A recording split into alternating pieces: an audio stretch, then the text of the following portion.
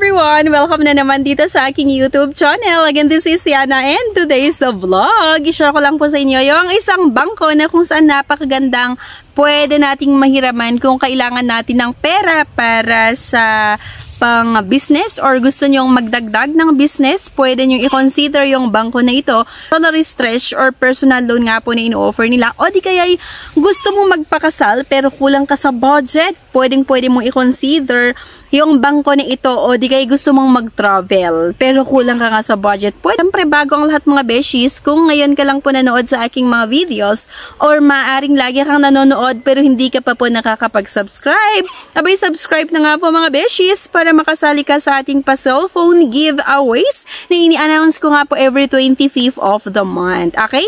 So let's get back to the topic. Samahan niyo ako dito mga beshies habang pinapanood nyo ang magandang kapaligiran. At ayun nga po, i-share ko sa inyo yung bangko na ito, yung CTBC Bank, na kung saan pwede kayong umutang ng 30,000 pesos hanggang 1 million pesos. Diba? So, napakalaki yung pwede nating mahiram mga beshies, kaya pwede nyo talaga itong utangan. Lalong-lalo kung meron kang naisip na business, meron kang 500,000 pesos or may 100,000 pesos ka pero kulang para doon sa business na gusto mong itayo. Ayan, napakagandang utangan itong CTBC Bank kasi napakabilis actually yung pag-process nila ng ating loan application. I mean, kung i-compare ko yung CTBC Bank doon sa ibang mga bangko, talagang itong CTBC Bank, yung isa sa mga nakita ko na napakaganda magpautang ng cash loan. Pagdating sa eligibility criteria and qualifications, hindi rin naman po ganun kataas. Pagdating sa sahod, ganyan, and requirements, yan, mabilis lang din po i-provide.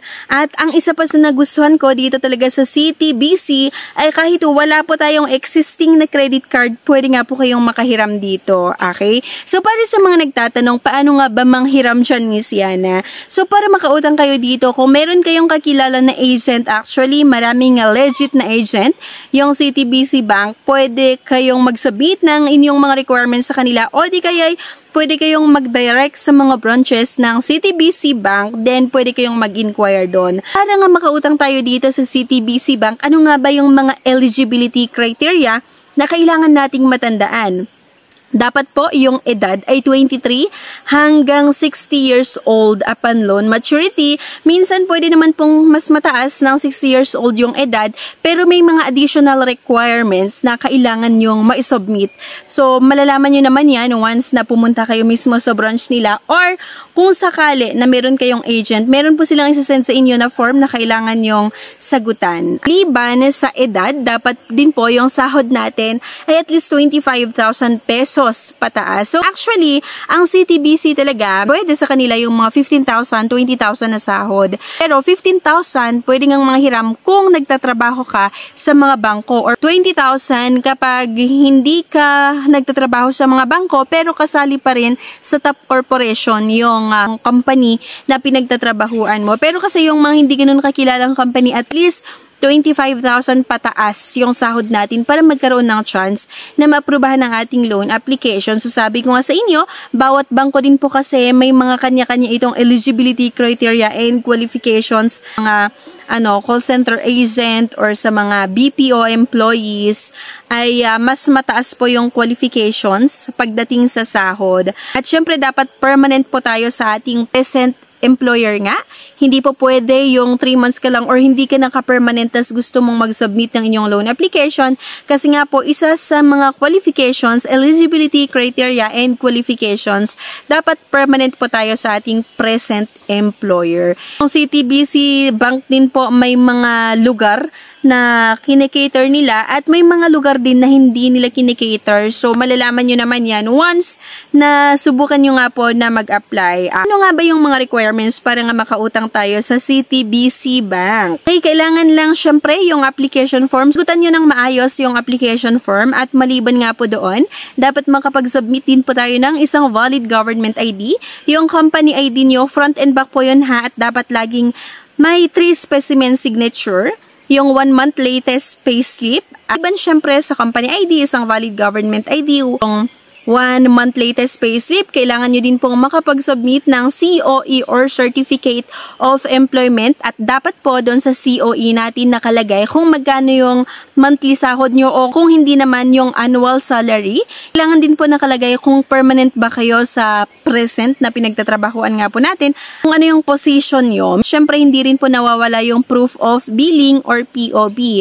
So, dito naman po, tumatanggap sila ng Meralco bill or electric bill, yung water bill at internet bill. Kailangan address na nakalagay sa POB mo ay doon ka nakatira. May mga nagtatanong like, pwede bang gamitin yung proof of billing ng tito or tita mo or relatives mo, magulang?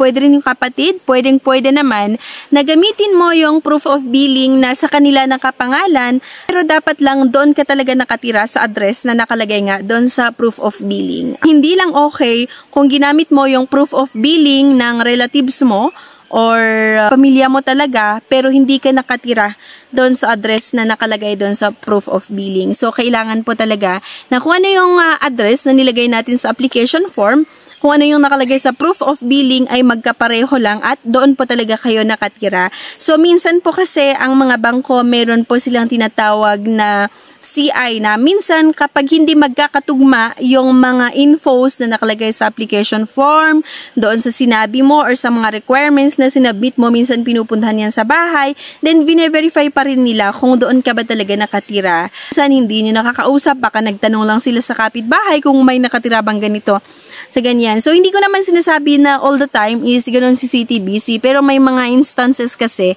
na pinupuntahan nila kung totoo ba talaga na doon nakatira si client. Lalong-lalo nga po, 'di ba, kung malaking amount yung gusto nating utangin. Pakabilis lang din talaga i-provide yung requirements sa CTBC Bank. At yun nga, ang isa sa mga nagustuhan ko talaga dito, okay lang umutang dito or mag-apply kahit wala po tayong existing credit card. Kasi yung mga ibang kilalang bangko talaga, kalain mo, hindi ka pwedeng mag-apply kung wala kang credit card.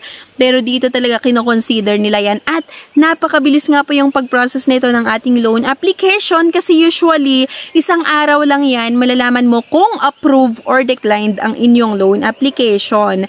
As long nga po na kapag nag-submit tayo ng ating mga requirements ay kompleto at napakalinaw, at syempre mabilis po kayong matawagan pagdating sa CI. At kung uutang nga din po tayo sa CTBC, inform nyo na lang din po yung HR nyo, kung sino man yung naka-assign na pwedeng sasagot ng tawag na nag-apply ka sa ganitong bangko, na kung sakaling tatawag yung representative ng CTBC Bank sa HR, sana pakisagot nila or sagutin nila para mas mapabilis yung process ng inyong loan application. Minsan, kung mahirap matawagan yung company na pinag-workan mo, pwede mong kunin yung corporate email, okay, na ginagamit ng HR nyo. So, pwede rin naman yon na isubmit mo, tas doon mag-email yung representative ng CTBC and kailangan lang masagot agad-agad kung sino man yung pwedeng sasagot sa email na yon. So, ganun lang naman, napakabilis talaga.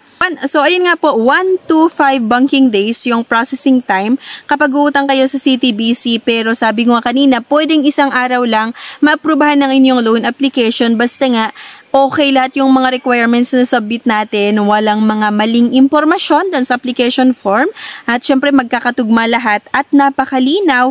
At kapag tinawagan po kayo, pagdating sa CI ay mabilis kayong matawagan.